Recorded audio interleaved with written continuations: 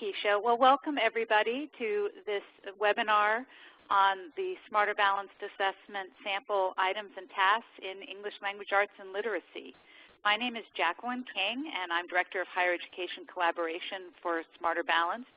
I'm joined by Barbara Kapanis, who's our Director of English Language Arts and Literacy, and by Amy Allers from WestEd, who is helping to manage the logistics for today's webinar.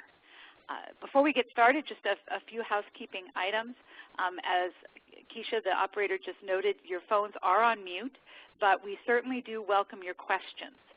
There's just too many folks on the phone to have everyone with a live phone line. So if you look at the webinar screen in the bottom right-hand corner, you should see a box labeled chat.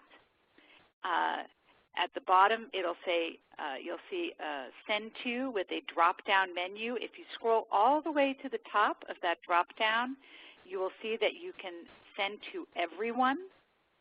Any questions that you have, please type them then into the box and hit send, and I will see them. There are about 130 people signed up for this webinar, so I don't know if we'll get to every single question, but we'll do our best to respond to as many as possible. If you're experiencing a logistical problem or a technical problem, you can either press *0 on your phone, or if you would like to, right below everyone is Amy's name as the host, and you can send her a note and she may be able to answer your technical question. So with that, we'll get started. Our agenda for our time together is to provide you with some context on Smarter Balanced, to sort of orient you to what Smarter Balanced is and to the assessment system that we are building, and then I'll do that, and then I'm going to turn things over to Barb, who is going to talk about some about the test design, and really then walk you through our sample items, which are available now for you to continue viewing at your leisure at the Smarter Balanced website. So with that, let's get started. So the first question, obviously, what is Smarter Balanced? It's not just a buttery spread that you've seen on your supermarket shelves. It is also a consortium of 25 states that are working together to build next-generation formative, interim, and summative assessments for K-12 schools that are tied to the Common Core state standards in English Language Arts and mathematics. When the Stimulus Act was put together, you'll recall that funds were set aside for the Race to the Top grant program for states. A portion of that money was set aside for consortia of states to build assessments linked to the Common Core standards. Smarter Balanced was one of 2 assessment consortia that were each awarded about $175 million from the federal government to build these assessments. We also have about $3 million in foundation support. And we're governed by the member states on a consensus model. So this really is a state-led process. The states make the decisions about what the assessment system should look like, and most of the work is really done by volunteers from K-12 and higher education with the assistance of a small central staff that includes Barb and myself. We also have a project management partner that assists us with our work, and that's WestEd, where Amy is based. These are the states in the consortium. 21 states are governing for our advisory. The governing states have agreed that they will use the assessments. The advisory states are still making up their minds. We have K-12 and higher education representatives from each state that are actively engaged with the consortium. So these are K-12 tests. So why do they matter to higher ed? Why is higher education involved? Well, in large part because the Common Core state standards are really anchored in expectations for college readiness.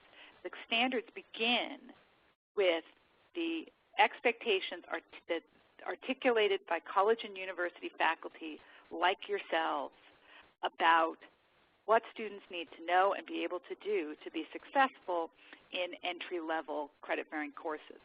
The standards were then back-mapped from those college readiness expectations to the individual grade levels.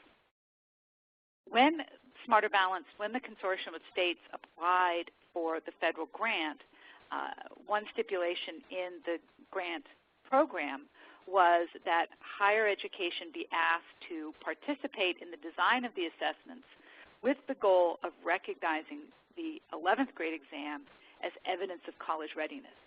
So we really are not just talking about the expectations, but really giving students a sense that if they perform well on this assessment, there's going to be real consequences for them, positive consequences for them in higher education. They will know that they're ready for credit-bearing coursework and that they will not need remedial or developmental coursework when they get to college.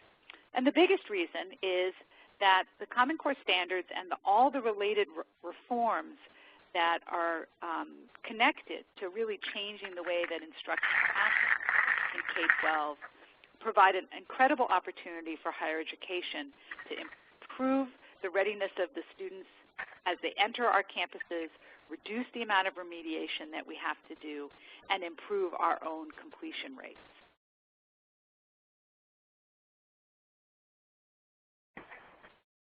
So as a result, Common Core, the standards, and the assessments are essential components of the completion agenda. The standards anchor the K-12 experience in the real-world expectations of colleges and employers. They remove guesswork for teachers and schools. Up until now, teachers didn't really know what colleges expected, and they were guessing. And in many cases, research has shown us over and over that there was a real mismatch between what teachers thought they should be teaching and what colleges wanted students to know. The standards and assessment allows schools, parents, and students to track student progress and track it consistently as if they move from state to state or district to district. Most importantly, these assessments will identify students who need assistance while they're still in high school, in the 11th grade or in earlier grades, so that students can get the help they need, address any academic deficiencies, and hopefully not need remedial courses when they get to college. Just want to acknowledge that these assessments are only one element of a broader implementation agenda for higher education with regard to the Common Core standards. Of course, teacher and school leader preparation and professional development are key. That's the one piece that most people immediately identify. Also really important to articulate clear expectations, and the assessments are part of that.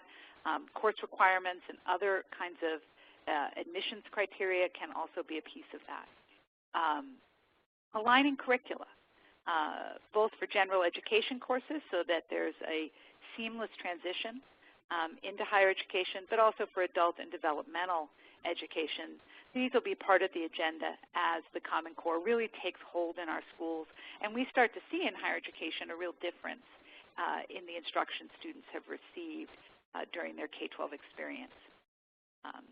As I mentioned earlier, one of the primary benefits of the Common Core state standards is that they will, and the assessments, is that they will identify students early who need additional help.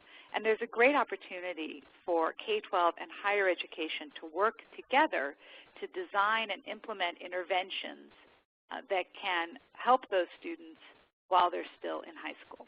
And last but not least, the new standards require new curricular materials, and there's a great opportunity for faculty to help design new curricular materials for use in K-12 schools.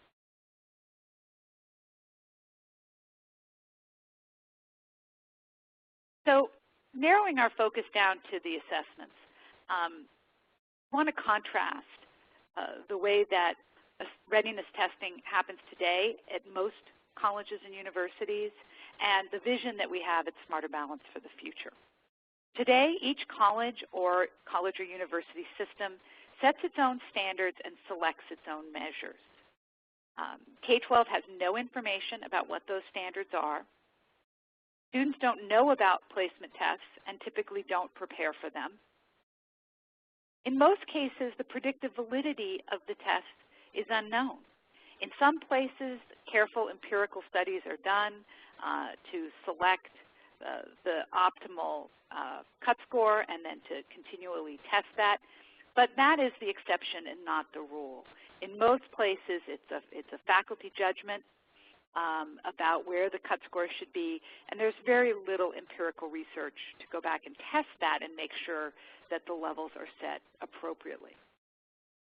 And most importantly, students who took the courses they were told to take, passed them, took all the assessments they were told to take in K-12 and did okay on them, can find out when they've already arrived on college and university campuses that they actually have fallen short and need remediation. So what's our vision for the future? Well, the Smarter Balanced assessments are going to be designed around known, agreed-upon standards, the Common Core State Standards. The proficiency standards, those cut scores, will be set through an open process with substantial higher ed involvement. Everyone, the students, the teachers, the parents, are going to know what the expectations are. And students will be able to address their deficiencies while they're still in high school. I just want to pause for a moment. Please, if you have questions, questions from multiple sources. Can I get a copy of these PowerPoint slides? Thank you very much. We will put a recording of this whole webinar, so you'll have not just the slides but also the audio on our website, smarterbalance.org, and that will take a couple of days. If you check back next week on the Smarter Balance website, that will be there. So please look for that on our website next week. Here's the design of the total assessment system. Today we'll really be focusing on the summative assessment. That's the end-of-year assessment, which in grade 11 will signal college readiness. But summative assessment is just one piece of a tripartite system.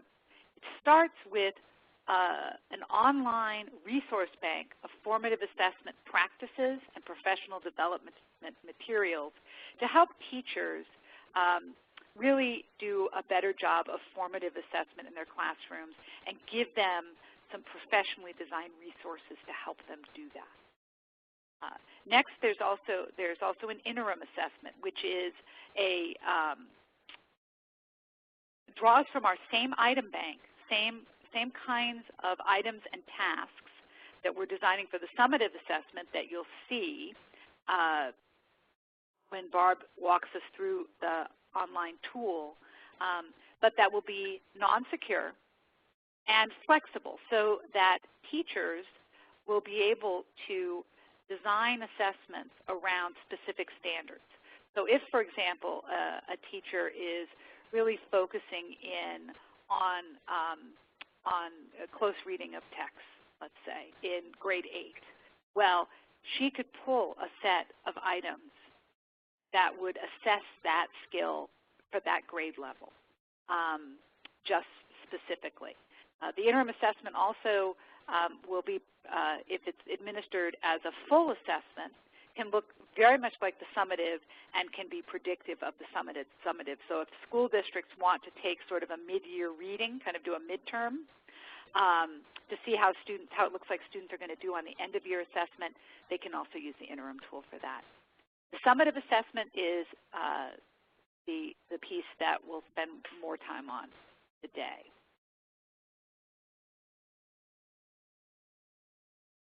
It has two main purposes.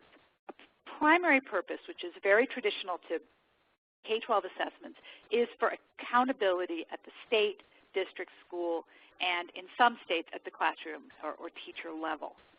So results reported in the aggregate, and consequences really accruing to the adults as opposed to the kids. But it also has, because of this college readiness piece, a unique feature, which is that we will also be providing accurate information about individual students' achievement, growth over time, and in 11th grade, their readiness for college in English and mathematics.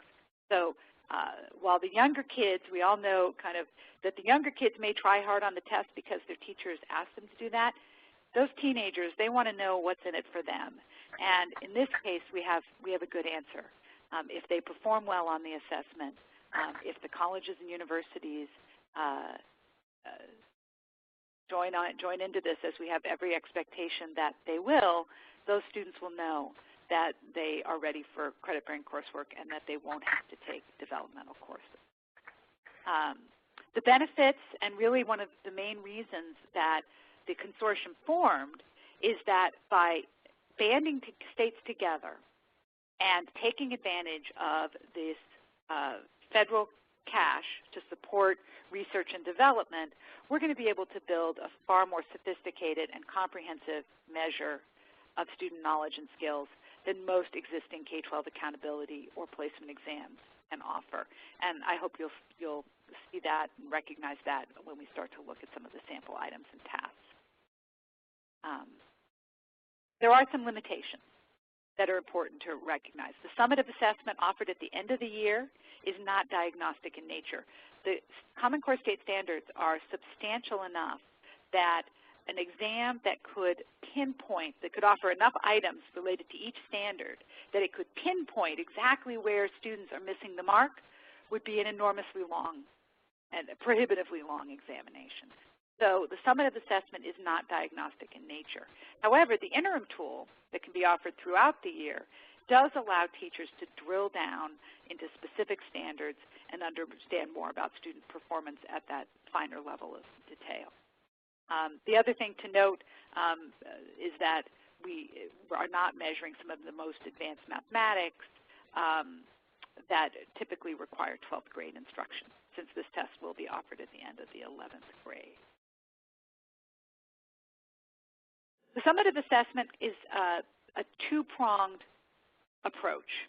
The first is a computer adaptive test. Computer adaptive testing is an important development in the technology of assessment. It really allows for a much more efficient and accurate measurement of student performance, particularly at the tails of the distribution.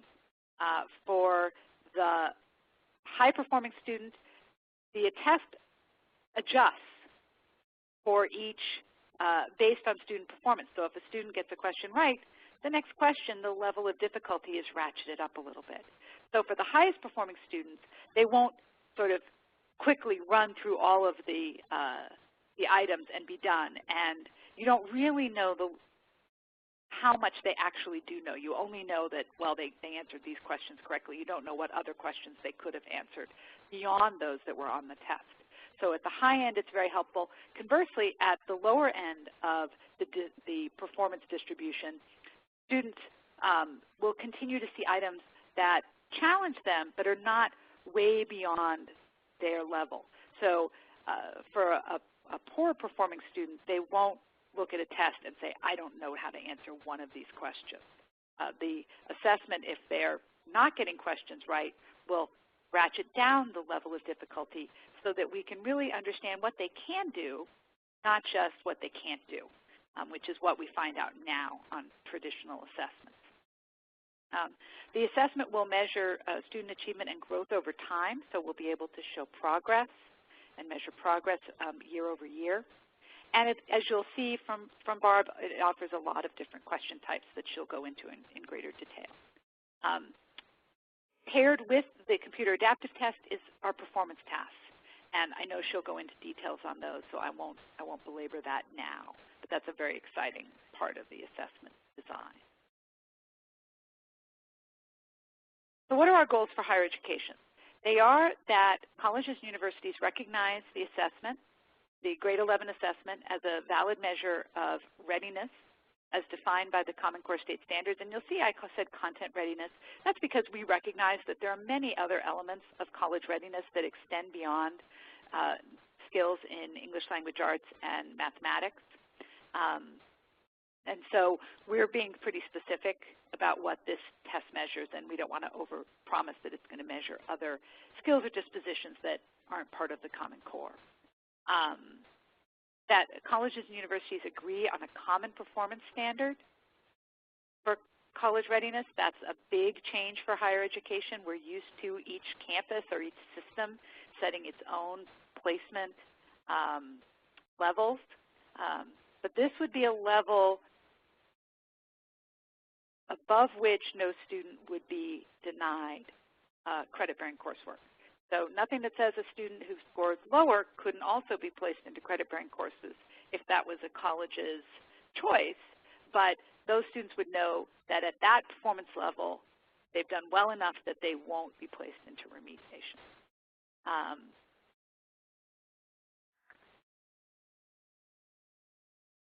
Higher education is involved in a lot of different ways in helping to build this assessment. They have played a lead role in coming up with an operational definition of college and career readiness, which we're going to be releasing for public comment later, well, in about 2 weeks, on the 12th of November to the states and then to the general public shortly after Thanksgiving. So they've been very engaged in helping us to set these policies.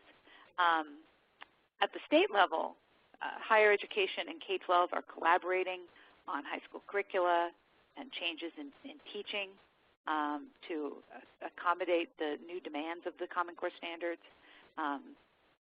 Higher ed is very involved in helping to build the assessments and, as I've mentioned, to design interventions for students who need to address their academic deficiencies,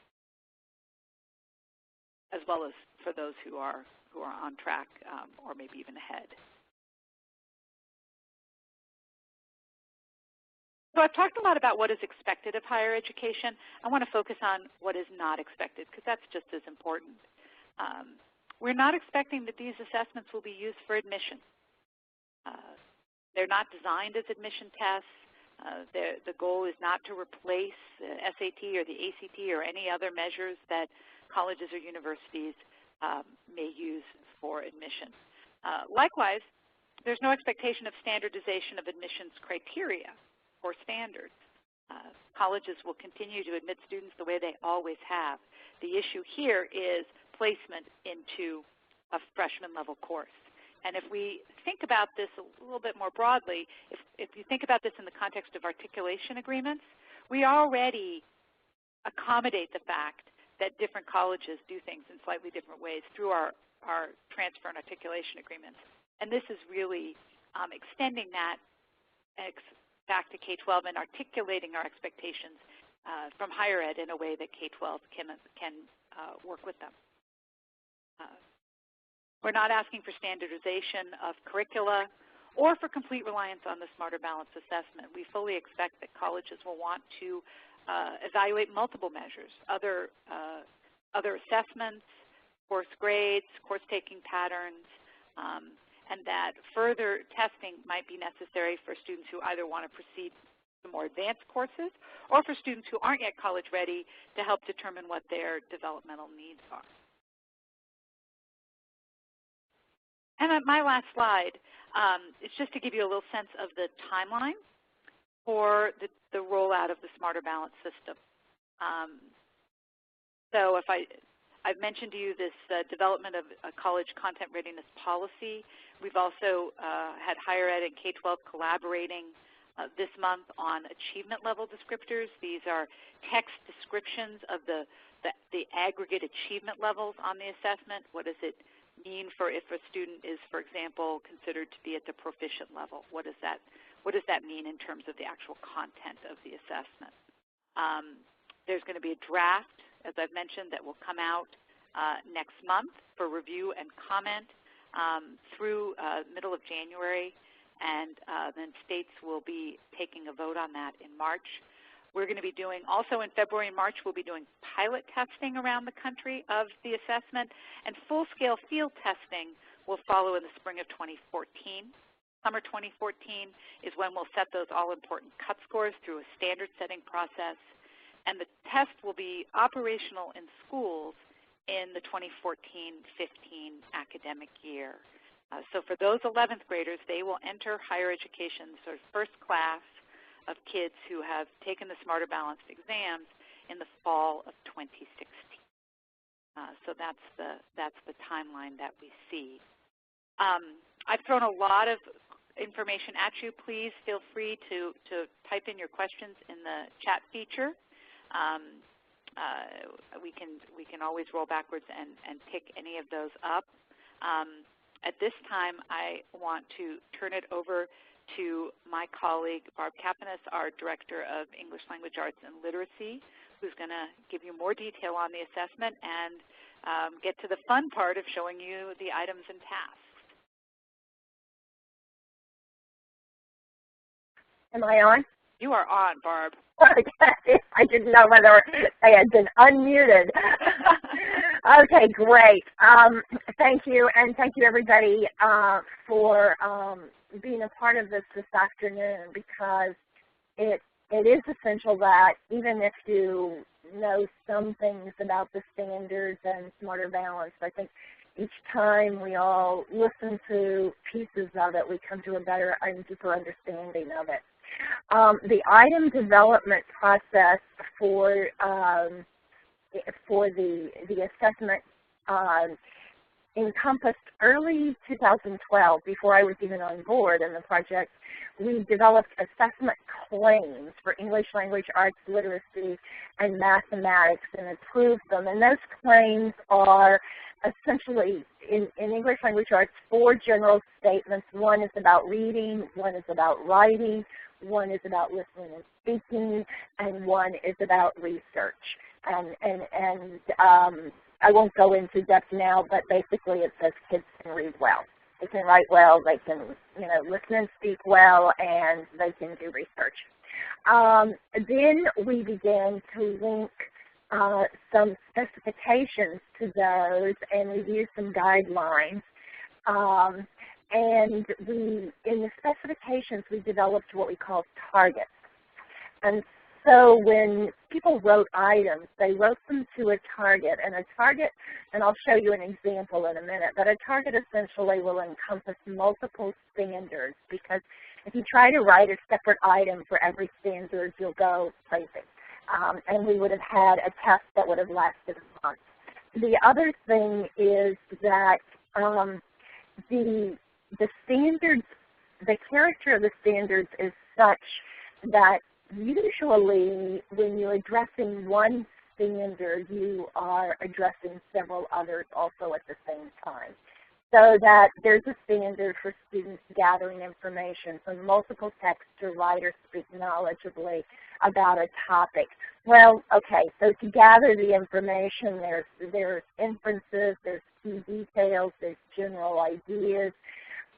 All of those are standards that are, if you look at a vertical set of the standards for grade 5 from which that standard comes, you'll see that those standards are related to that big gathering information standard. And in addition, there are, of course, writing standards or speaking standards that are hooked to that. So the nature of the standards themselves is that when you have a task, you're usually addressing multiple standards. But we try to translate those tasks into what we call targets. We develop training modules for the item writers and reviewers, and then educators from some of the governing states began to write items this summer. We began to produce items for cognitive labs to study how the items work. We produced items for a field test to look at how the scoring and the computer aspects work, and we are in the middle of producing the pilot test for the first 10,000 items. It's reduced now to closer to about 6,000 or 8,000, but nevertheless, it's a huge number of items for the pilot test. Okay, next slide. We developed the sample items to show the rigor and complexity of what we're doing with the Smarter Balanced assessment. and to also signal to educators some of the shifts in instruction that will be required to help students meet the demands of the Common Core and new assessments. And people have been talking about the instructional shifts a lot, but it's not until you look at what we're going to ask kids to do on an assessment that you get a real clear picture of what your goals are going to be. And we also wanted to showcase a variety of the items that we have, such as selected response, constructed response, technology enhanced, and performance tasks. Next slide, please. As you look at the sample items, and I'm going to walk you through some of this, but you can get them online through a simulated test platform. So it'll be a little bit like you can get whether or not your answer is correct as long as it's a selected response. And the constructed response, you'll see what the rubric is for the responses to that. And we've done the items in grade bands, so there'll be some items in grade bands 3 to 5, some in 6 to 8, and some in high school. You'll see the content claims, whether it's reading, writing, so forth. And then the type of task, and some of the themes illustrating learning progression and difficulty progression. So there's kind of a metadata piece about each item, the grade level, the content claim, the assessment target. I just talked about the targets. The standard, and it's critical. We're never leaving the standards behind. So every item we write, every item we review, every item we put up, there you can trace it back from the claim to the target to the standard. And then there's a brief description and scoring rubric. And there's a place for online feedback and phone support if you have trouble getting to the item. All right, next slide, please. An important thing to remember right now when you look at the sample of items and that we have not dealt at this point with accessibility and accommodation. Now we're going to be working on that, and we have several working groups and committees that are in the process of developing the guidelines, and we're talking about what kinds of supports and scaffolding and adaptations need to be made for special populations. But for the first pushing out of sample items, we just wanted people to kind of see the range of items and the types of things we were asking. And we felt like it was important to get something out for people to not only look at but to respond to. And it's going to take a while to work through all of the issues and the demands for accessibility and accommodation. Next slide, please. This is just the rollout of the sample items, generally telling you, how they're kind of coming forward. This is a critical piece for the sample items, especially in English language arts, and I like to put this up in the front because we have a commitment to several things, and one is text worth reading. And I can't tell you how many texts we reviewed and said, this is not, I would never have kids in my class read this, so it's not going to work. We also want questions worth answering, so we don't want just a question to get a data point on the test. We really want to ask whether they're worth answering, and I see who decides what texts are worth reading. Well, we have a lot of teacher reviewers and content experts from our member states who've been they did an extensive review of every single stimulus passage that we used. So they were the ones that said, this is not even worth his time. And then we're committed to text-dependent questions. For example, a non-text-dependent question would be, what experience of your own does this story remind you of? And that kind of question, which really doesn't demand going back into the text for some kind of support. So you can ask kids to within the text, but every extension of the text has to be grounded in the text. We want the items to demonstrate a range of thinking, and we have the indicators of that called depth of knowledge. Those are numbers. The explanation is in the item, the content specifications that are on the Smarter Balanced website. They were developed, the ones that we use for English Language Arts were developed by Karen Wixon working with Norm Webb. We want as much as possible to have some real 21st century context. The very fact that the test is administered on a computer platform puts us to the 21st century situation. We want this test to be untimed, and we sort of, as we design the test, we put some time frames on things so we have a ballpark figure. But you can't have this thoughtful revisiting of text or thoughtful looking at a set of resources to include in your writing if you are having kids race the clock in their tasks. So it is essentially untimed.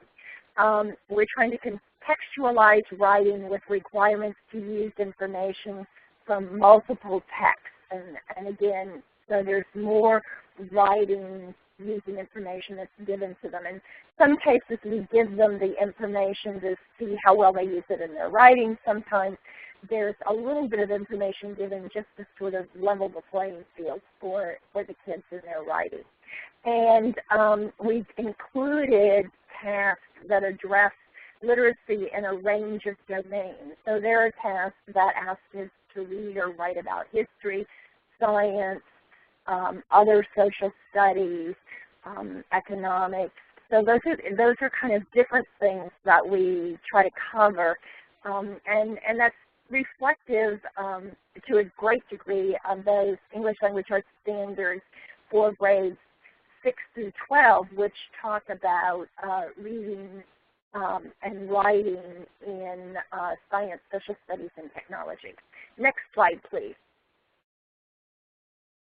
Okay, the assessment targets that I mentioned before, they describe the kind of evidence that we're going to use. So they don't replace the standards. I can't say that enough. But rather they reference specific standards at each grade level that test developers will use to guide the item and task development. And you can find those targets laid out on the website in the content specification. And when you look at so you'll see something though in the metadata for the sample that says target, and that's what that refers to.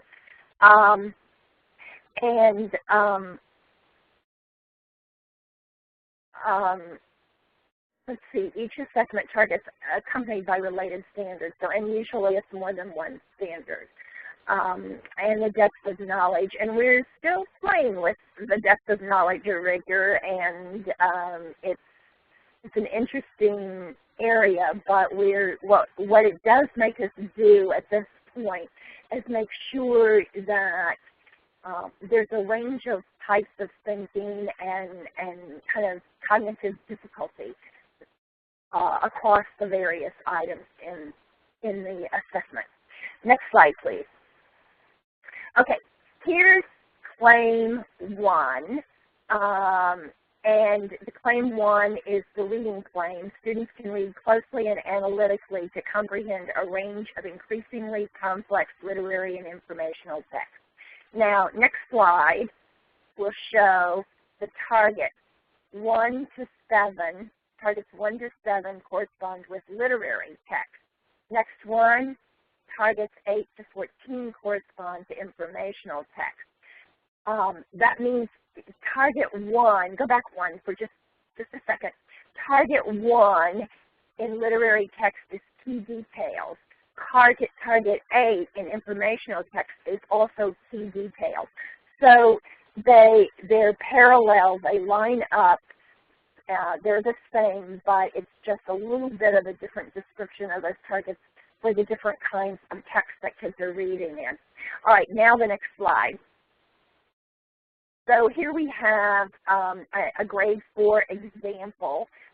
It's claim 1, and there you have the claims. Students can read closely and analytically to comprehend a range of increasingly complex literary and informational texts. Then you have a target. This is target 4 for grade 4.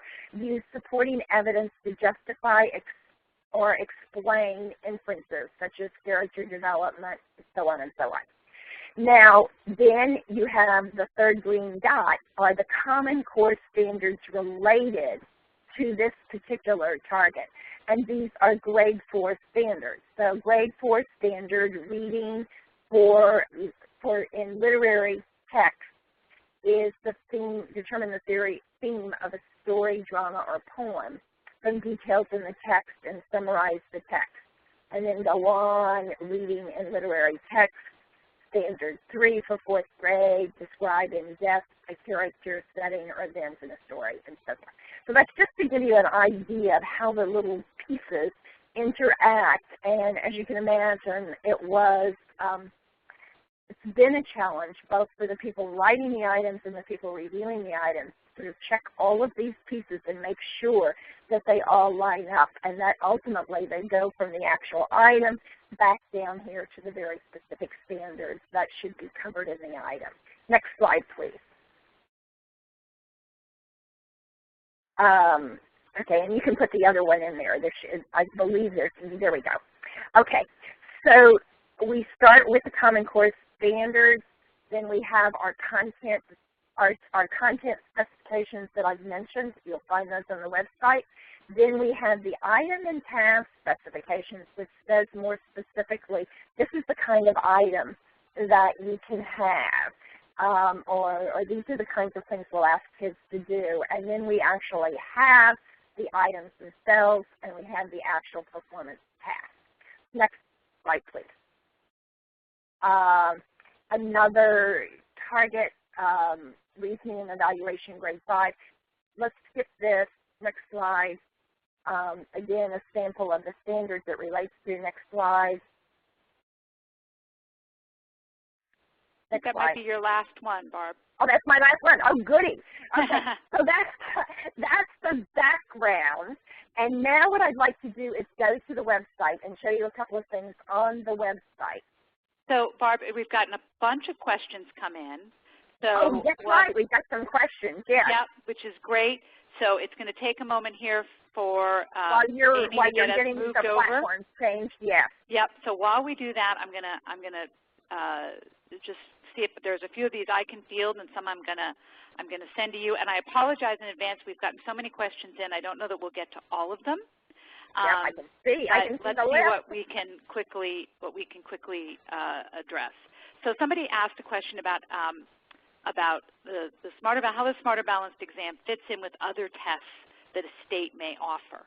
So these tests will replace whatever the state is using now for its No Child Left Behind accountability testing. So it's not an additional test, it's a replacement for whatever the state is doing for accountability testing. If the state also, for example, pays for students to take one of the admissions tests, which a number of states do, they may continue to do that. That's an internal state policy decision. Those tests typically are not, do not qualify for use for No Child Left Behind accountability, so they're usually offered above and beyond whatever the accountability testing is. A couple of folks that mentioned, well, you know, this whole notion of, gosh, having one placement standard. You know, colleges and universities are so different. They have different resources, and you know, how do we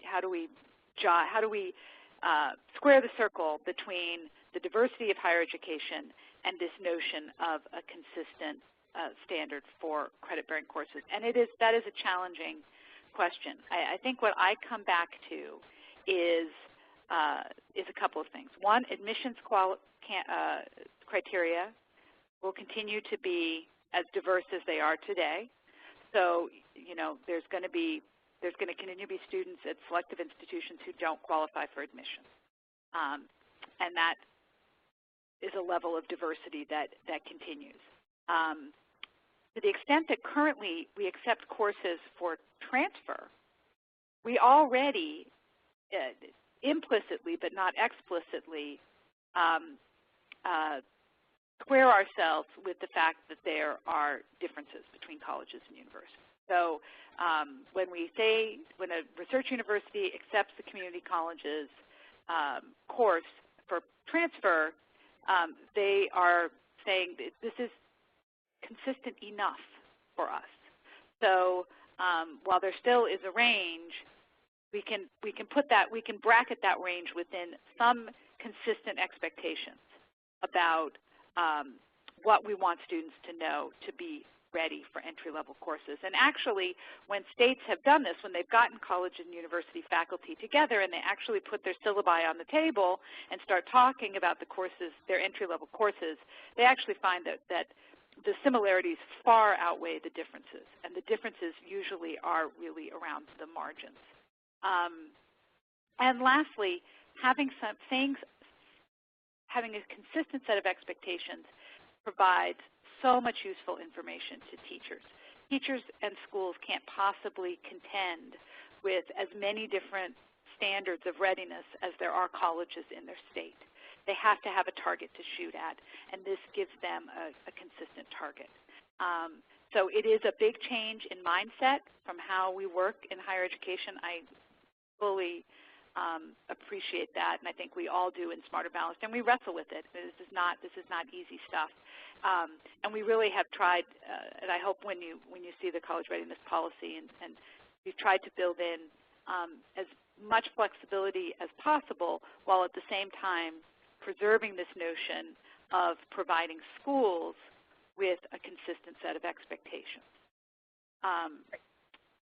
Let's see. Okay.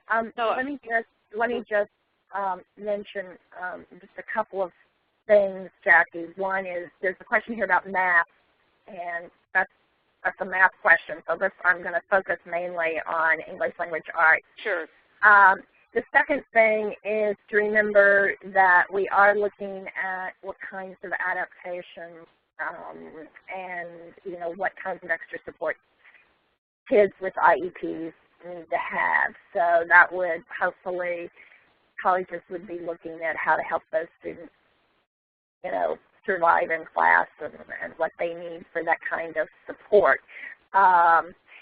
The other thing, a third thing, is to kind of reiterate what you said, Jackie, and that is that this is about content, knowledge, and skills. It does not tell you whether the kids have the disposition and the habits of mind that will make them successful in college. So that's a whole other piece right there. And then I think I saw something about the long-term projects, and most of that will be covered in the online library, the digital library that we will begin to develop probably later this winter, early spring, and that will it will have resources for professional development, and it will have resources for teachers to use in formative assessment activities. So those, and it will also have resources for extended projects and performances that are related, so teachers can see how those possibilities relate to the standards, to the targets, and ultimately to performance on the summative assessment also. Let's see, there were the questions. You want to talk, Jackie, do you want to mention ALDs again? Because they asked about, who decides. Sure. So really the decisions, all the major decisions, all the decisions in Smarter Balanced are really made ultimately by the states, but most of the detail work, so for example, when you're looking at thinking about who picks texts, well, educators, primarily K-12 teachers, are really our frontline troops in terms of building the assessment. So these are educators making professional judgments, and then there's levels of review. So if there's disagreement about whether or not a text is appropriate, then that gets addressed through those review processes. But it really is educators making most of those kinds of decisions as the assessment is being built. Likewise, the achievement level descriptors, those were teams of K-12 and higher ed faculty who drafted the achievement level descriptors that will be released in November for extensive public comment, and then revised based on that. I'm just scrolling through here to see if there's any. One person asked that this is a relatively simple one. What about homeschool, charter school, and private schools? Smarter Balanced Assessment is really the primary purpose is for public schools. States are having conversations about access for private and charter schools as well. That's really going to be a state-level decision. While the federal government is picking up the tab for the research and development, the administrative costs to implement the assessment are borne by the states. Somebody did ask about the formative bank will be available, openly available, and the interim assessment does have a small additional charge above the summative assessment. The original cost estimates that we put forward, which we are going to be revising, and which will probably come down, was $20 per student for the summative assessment and about $7.50 for the interim assessment. Let's see. Translation. We are not considering translation into other languages for the English Language Arts exam.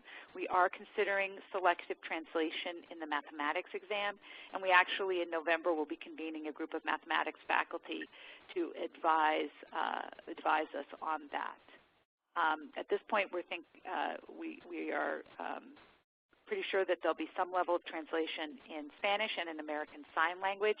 Beyond that, no decisions have been made about other languages.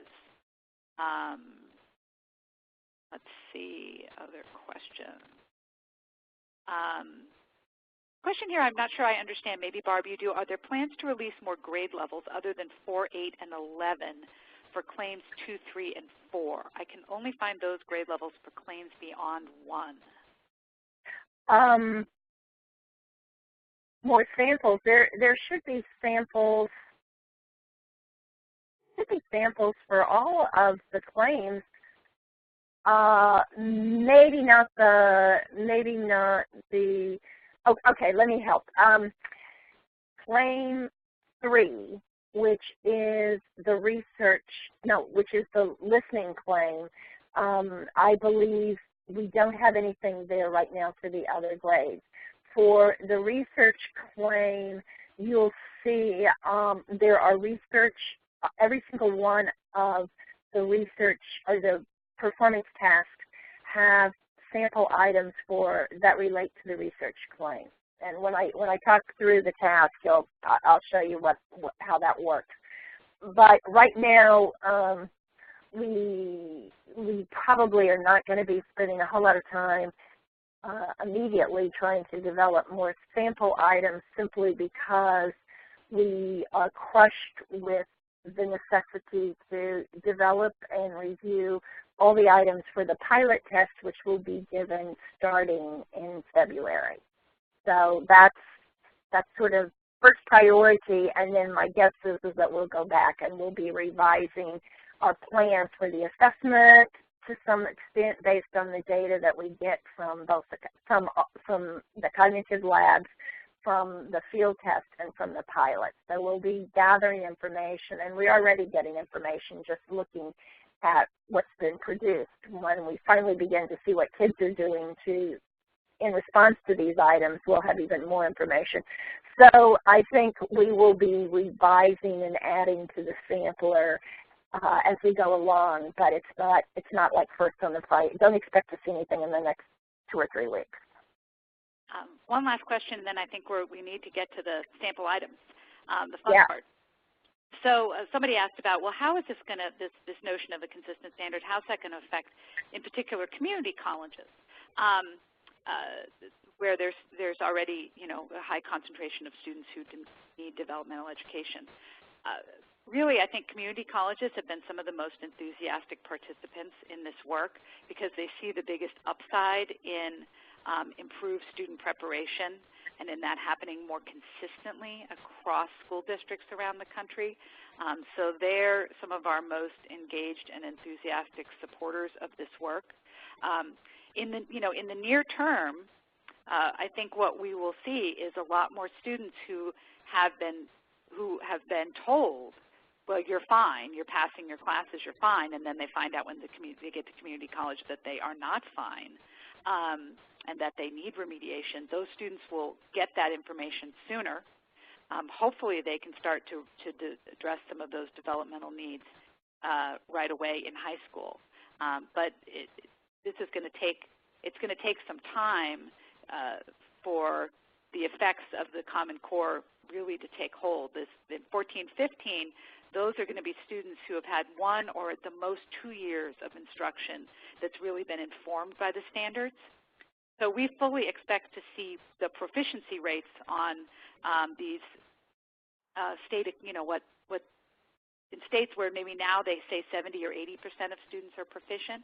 We expect those numbers to drop dramatically and come much more in line with the percentages of students who don't need remediation. So proficiency rates on the state accountability, from a state accountability perspective, and the rates of students who can proceed directly into credit-bearing courses, we expect those to come into alignment, which will mean a big change for K-12 in terms of the kinds of results that they're used to seeing. All right, with that, Amy, are you ready? Wait, Jackie, just a minute. Let me just say, I just noticed this about education being handled by the Constitution, being handled by states. What's the role of states and local people? But the Smarter Balance is run by states, and the governing states are the ones that essentially put a stamp of approval on all the major pieces, such as the overall design of the assessment. So it is state-controlled. It's the states that have decided, one, whether to even buy into the assessment, and then on the second level, once they have bought in and become part of the consortium, they are part of the decision-making body. So this is not a separate organization making these decisions. It's not the federal government. It really is a consortium of states, and a huge amount of the work done in the consortium is done by state-level people in state departments of ed, places like that. So it's very much state-driven. So the decisions sort of upholds the constitutional role of the states in education. Thanks, Barb. Amy, are you ready to move us to the website? Look at that. There it is. Yeah, terrific. There it is. Okay. So Amy is kind enough to show us this little pull-down box. Amy, go back in so they can see where it is. Okay, see where it says View More? Okay, go ahead and pull it down again. And in this one, it tells you it gives you the overall layout of what's here for English language arts. So you can filter these by the technology, whether it's technology enhanced, whether it's a performance task, whether you can look at the connections across grades and some difficulty progression.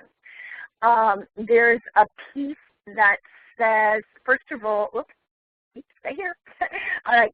First of all, look down and you'll see grade bands.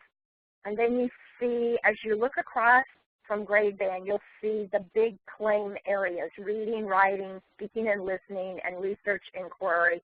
And then you see performance tasks, kind of its own separate category.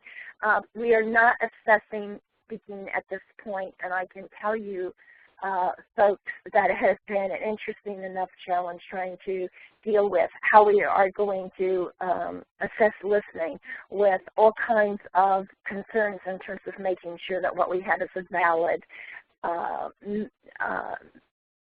set of evidence about kids' ability to comprehend what they hear. Anyway, and then you will see the reading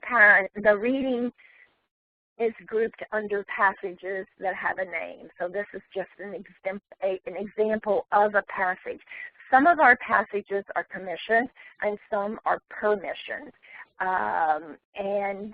It'll just be a combination of those. However, I will tell you that many of the commissioned passages are written by very well-known authors that write for basal companies and, have written, award-winning books. So it's not as if these are people just writing just for the test.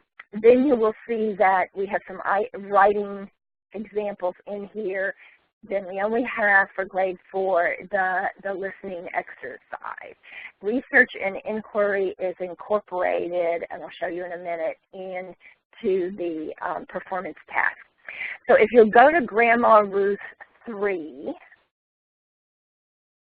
okay, and Grandma Ruth is a nice passage. Actually, it's kind of a complex text because it's the first part is about a girl needing to play catch with her dog, and she doesn't have a ball. Her brother won't let her have it, so she goes into the closet, the back of her grandmother's closet, and she knows there's a shoebox of baseballs there, and she gets one out and uses it. And then at dinner, the grandmother says, "Oh, I'm going to tell you how I got my name, Grandma Ruth. She's named after Babe Ruth." And she tells the story. At any rate, so there's a story within the story, which makes it a little bit more complex as a text for 4th grade. In this particular item, we give them the piece of text again. Now, if we wanted to make this item more difficult, we could ask kids to search the entire text for 3 sentences that show that Naomi is worried that she has done something wrong. But we do have research that indicates that the amount of text that kids have to search through and deal with has a big impact on their success in terms of showing their ability to comprehend the text. So we've given them some scaffolding here by giving them the part of the text where we want them to look. They just simply highlight the sentence. And let's see. I don't know. I can't do it because I'm trying to do it on my machine. But anyway, why don't you go, Amy, can you highlight I tried to swallow but couldn't in that text there? Yeah, there. Ah, good. And then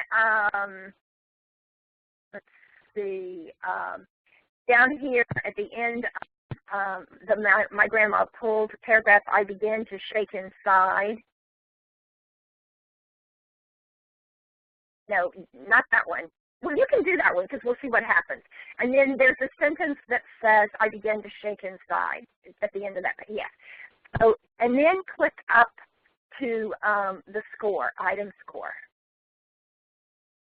Up, yeah. All right.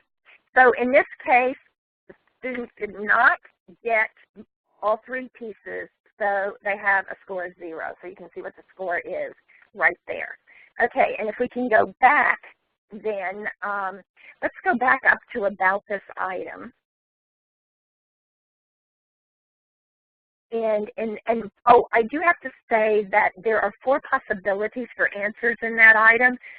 So it's a kind of selected response, but it doesn't have just one right answer because kids can use several combinations to get to the answer. All right, and then about this item, you see it's grade 4. You see the claim that I talked about. You see the target key details that I talked about.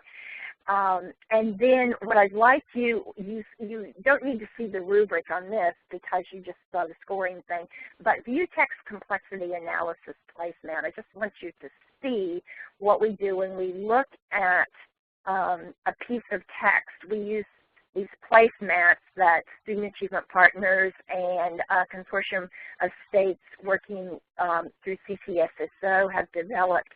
And so we look at a range of measures of complexity. There are 3 different, under the red band, quantitative measures. There are 3 different scores that are looked at. And then we have a whole list of qualitative measures.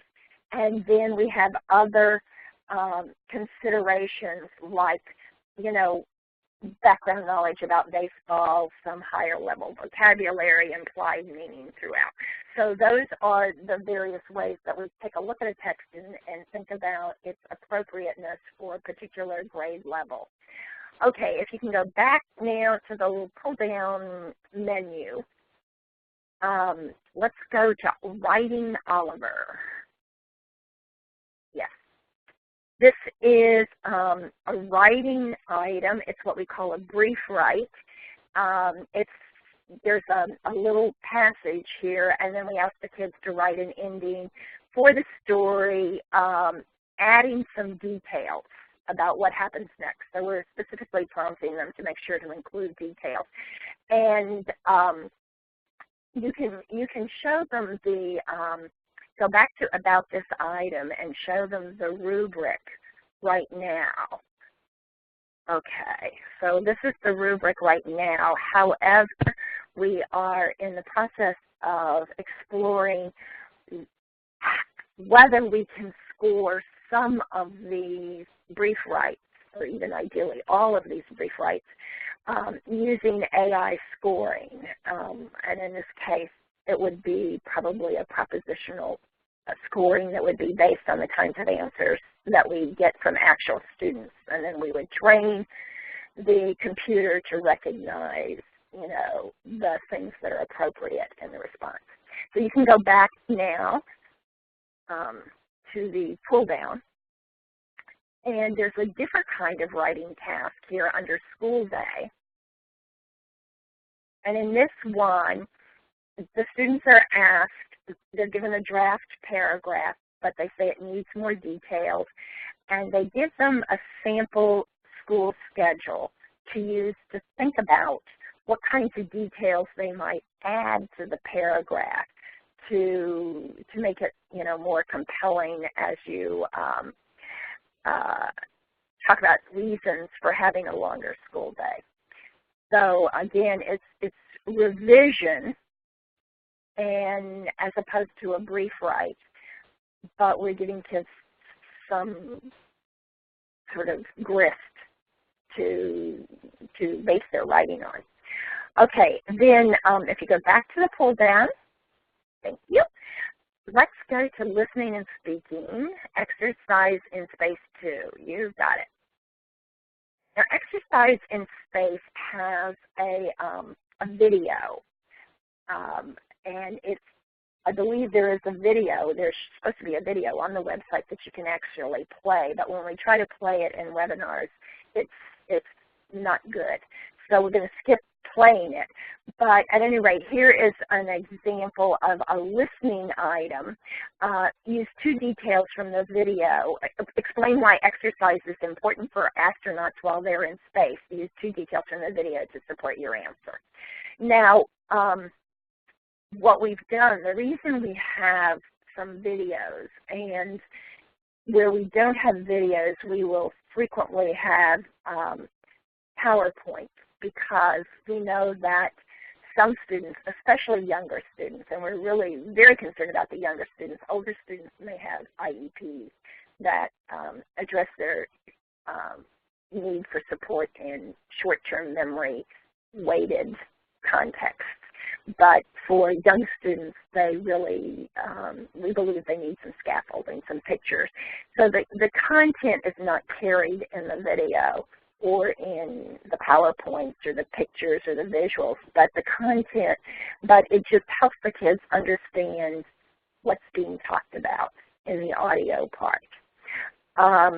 You can pull down about this item, and you can see that it is no claim 3, which is effective speaking and listening. It's listen, interpret and use information delivered orally or audio visually. And there is you can show people the rubric, if you will, Amy. Okay. So it's a pretty straightforward rubric with 2 points. And the rubrics right now, of course, are very general because we will be doing some range finding week after next to begin to put some meat on the rubrics. Okay, back to the pull down, please. And let's do, I want to skip way over to nuclear power, which is the high school performance task. And I want to talk a little bit about the performance task so you can get a feel for them. So the performance task, if you look up here at the top, it says task overview, and then there's what they call a classroom activity. This will now be 30 minutes, and it's really to level the playing field, give kids who may not have a lot of background knowledge about the topic a chance to access at least some knowledge about the topic that isn't dependent totally on reading. So there's a discussion, and then there are 2 parts to the student task. One is the research. There are research questions, and the second part is to actually do a piece of research, and they're given a context. So I'll explain that just a little bit more. If you'll go to page 9 here on this, we give the kids these 2 visuals for the classroom task. And there's a series, well, first of all, I'm going to show you the visuals. And then if you go back to page 2, then you'll see what we are giving. We give a whole set of possibilities for teachers to use as they discuss nuclear power and some of the implications of nuclear power. Then if you go to page 8,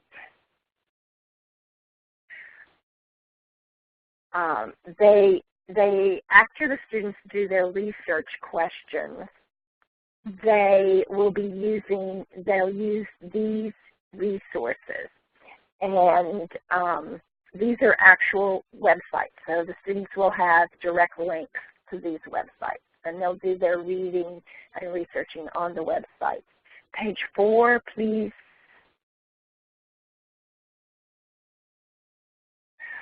All right. So here are the 2 research questions. And the first research, well, first of all, you're given a whole scenario. And in this case, the students have your chief of staff or your local congresswoman in U.S. House of Representatives, and she wants you to do some research on nuclear power because she's got to make some decisions for her district.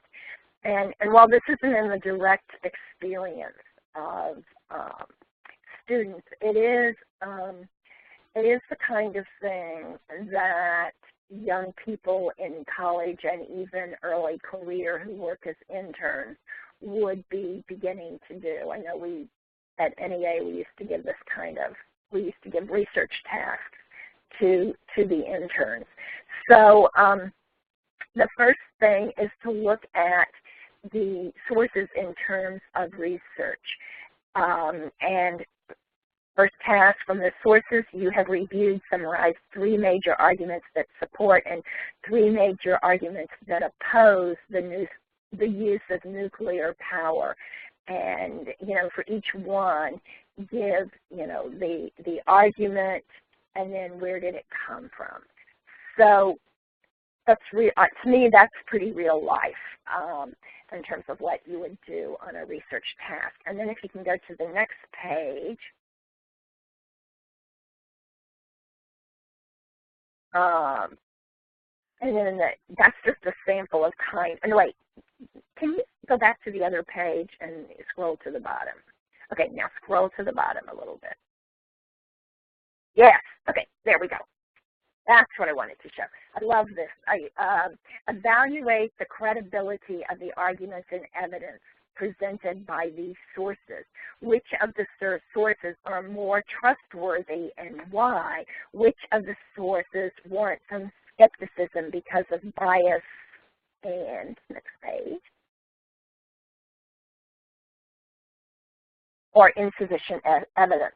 So again, this is very real life. This is what we want the kids to be able to do, and hopefully they would need to be able to do this in several types of courses in college. All right, now part 2 is they're given a chance to review their notes, and they kind of plan and revise their report. And they can't go back and change their answers, but they can see, hopefully, what they've put down before. So then they're told that they go back, to the congressperson's office with their notes, and the congressperson says, look, I don't have time to put this together. You're just going to have to write a press statement for me. So at that point, then the kids have to do a report, and there's the report guidelines there. So that's kind of the general piece. Then if you go to 11,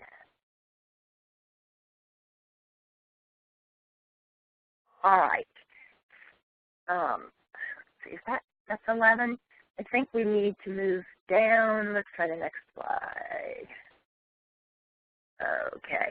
All right. Here are scoring information for the research question, claim 4.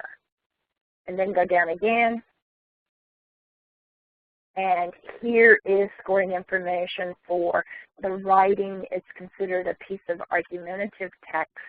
And there's a whole 4-point scale in terms of writing. And you go down one more time. The first scoring looks at purpose and organization, and the second part of it looks at their use of evidence and elaboration in their writing.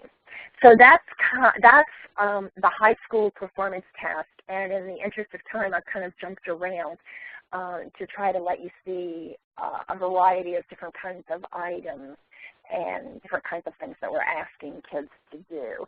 Barb, yes. One question that came in that's germane to this is, and I've confessed that plans have shifted, and I'm not quite sure. How many performance tasks will occur with the summative assessment? At this point, we're still deciding whether it's 1 or 2. But my guess is it will probably be 1. And 1 in English and 1 in mathematics. Yes, maybe 2, but probably 1.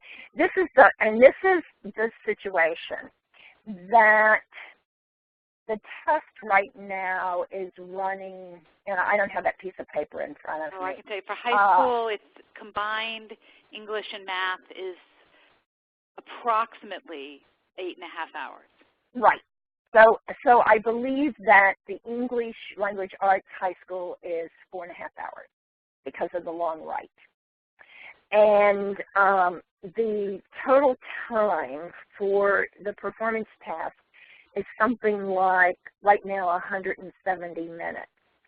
So if you just ask the kids to do 1 performance task plus the 2 hours of computer adaptive, that's a huge amount of time. And that's not even the outward limits.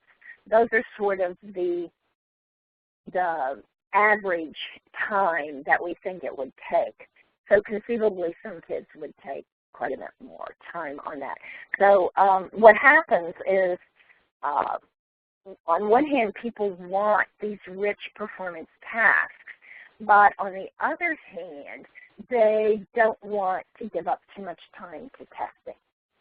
And there's the kind of dilemma that I find we constantly struggle with in this. And do you want, as a teacher in the classroom, do you want time to do very complex, rigorous projects over time, or do you want a smaller piece of the summative assessment to get as close as you can to what goes on in the classroom? And I think there's a trade-off there in time. And so what we've tried to do, and it's still evolving, is develop tasks that can begin to give us evidence of what kids do in these situations, but stay within the time parameters that the policy people in the states have asked us to acknowledge, if that makes any sense to people. Thanks, Barb. A couple of other questions that have come in. One question, a very interesting one, was will the 11th grade assessment be a requirement for high school graduation, or will it be in the future? That's actually an individual state decision. If you had asked me even a few months ago, I would have said I don't anticipate really that any of our states will think about using the Smarter Balanced exam as a high school exit exam, in large part because, as you've seen, it's quite rigorous. And we fully expect that many, many students will not be proficient in 2014-15. And so that would be a very tough thing to use as a high school exit exam. However, there was a recent paper from an education policy group in Washington that actually said there are a number of states. I don't remember the exact number, somewhere between 6 and 10, that are considering using either the Smarter Balanced exam or the other assessment is called PARCC for high school exit. It's early days. I think as folks start to, as more things like these sample items come out, and as we do the pilot testing, that could potentially change. But I think that we are probably a number of years away from states wanting to tie these exams to high school exit, in particular because they haven't been teaching to the Common Core state standards for very long at all. And then there was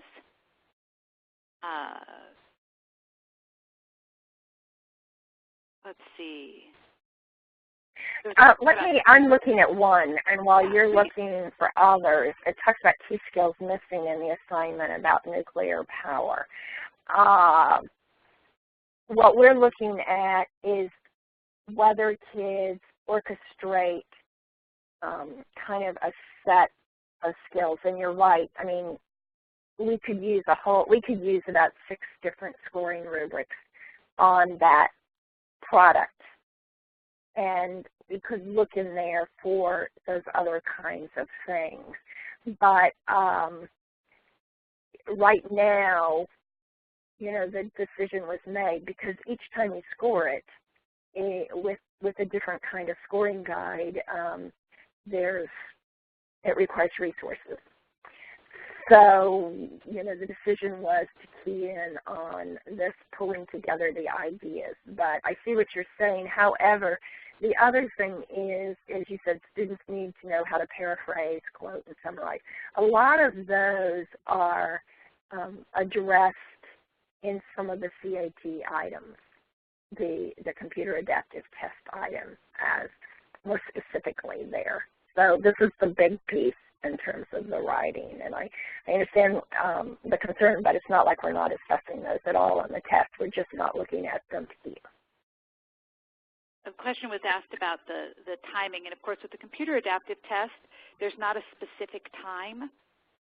We do have ballparks because of course it is important for schools to think about the timing of the test, and how many computers they're going to need is dependent in part on how much time it takes. So we need to think about ballpark time estimates. But with the computer adaptive test, some kids may see, some kids may see 30 items to get to a point where the algorithm has zeroed in on their performance level, and some kids may need to see 27 items. And so the time is variable, plus the difference in the amount of time that it can take students to complete various pieces. The 11th grade test combined English and math.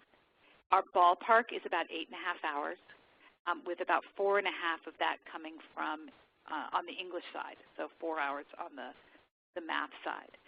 So an important thing to note is there's a lot of writing on the math exam. That's a big difference from what people are used to. Students have to explain their reasoning. There's a lot of constructed response on the math side of the test as well. I see a question here too right now, Jackie. It says for the short constructed response items, I noticed it does not automatically score it. No, indeed, it doesn't. At some point, we hope we will be able to use AI scoring on this, but we can't use it yet because to do that would require training the computer based on the kinds of responses that we get to the items. So what we're trying to do, one of the things we're doing with the scoring is trying to make it as sustainable as possible for states once this funding is gone for the initial development, and how are states going to pay to continue to use the assessments in their states. And at this particular point in time, states have very limited funds for their education and their assessments and all of this. So we're trying to not put too heavy a burden on the individual states. If these were scored locally or at a state level, it would be a pretty big financial burden on the states at this particular point in time. That hopefully will change over time, and we'll begin to make adjustments. But if you read the economic policy pieces, you know that the states tend to be even slower than the nation to pull out of recession. So we're trying to give them all the support and make it as easy as possible for them to use the assessment without having to put too many, and they're still going to have to put their resources in, but without having them put too many of their resources in. A great question about teacher preparation. The Common Core State Standards should change teacher preparation. What is asked, as you read the standards, I've never really had anybody who read the standards carefully not think that it was a significant shift in the way teachers are expected to teach. And came from a great meeting in one of our member states last week with teacher preparation and arts and sciences faculty, both on the English side and the math side, talking about how the standards would impact their work in teacher preparation and in first-year courses. And clearly, the teacher preparation faculty at that meeting were really thinking hard about how to help their students, both the pre-service students and the students, the in-service students for professional development, the sitting teachers, adjust to the rigors of the standards. There's differences in the kinds of academic content they're being asked to teach, and there's significant differences in pedagogy. One of the things we'll be able to do as a tool for teacher preparation programs is when we do the pilot test this spring, once those items that we use in the pilot test will be widely exposed. Lots of people will have seen them.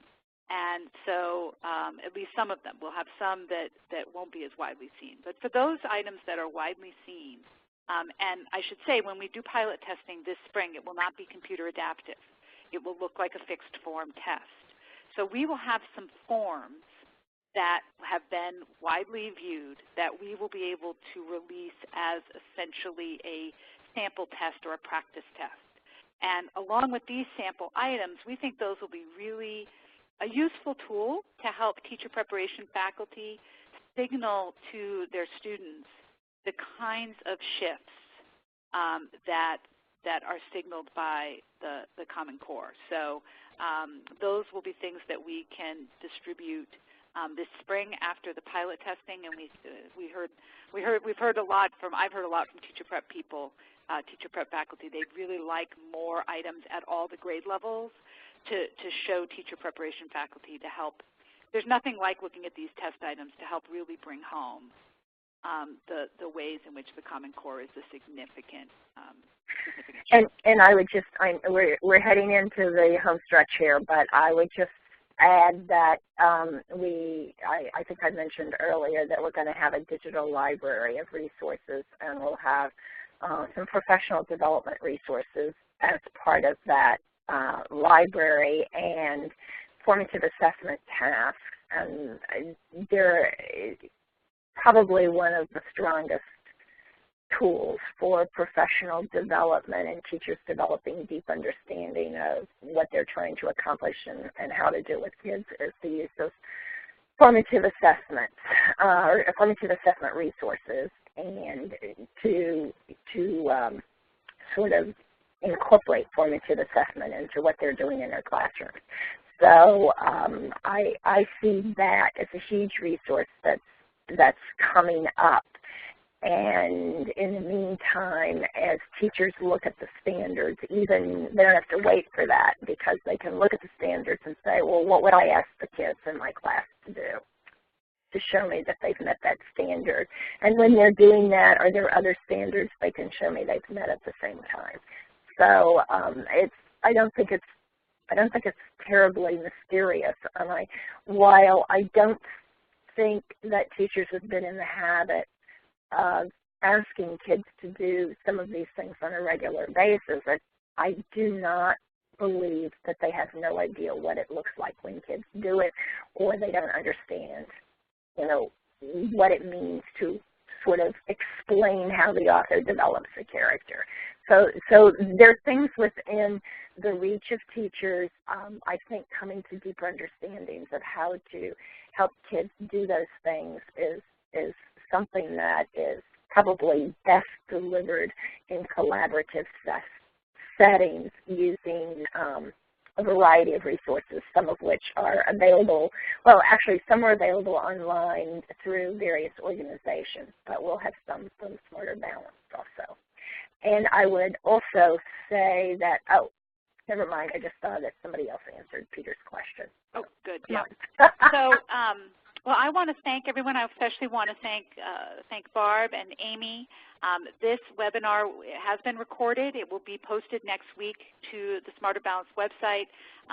Please go and take a look yourself at the sample items and at the content specifications. All of the documents that we've been referencing are available on the website, with the exception of the achievement level descriptors, and that will be available on our website shortly after Thanksgiving. So thank you, everyone, and trick or treat. Happy Halloween. Thank you, everyone.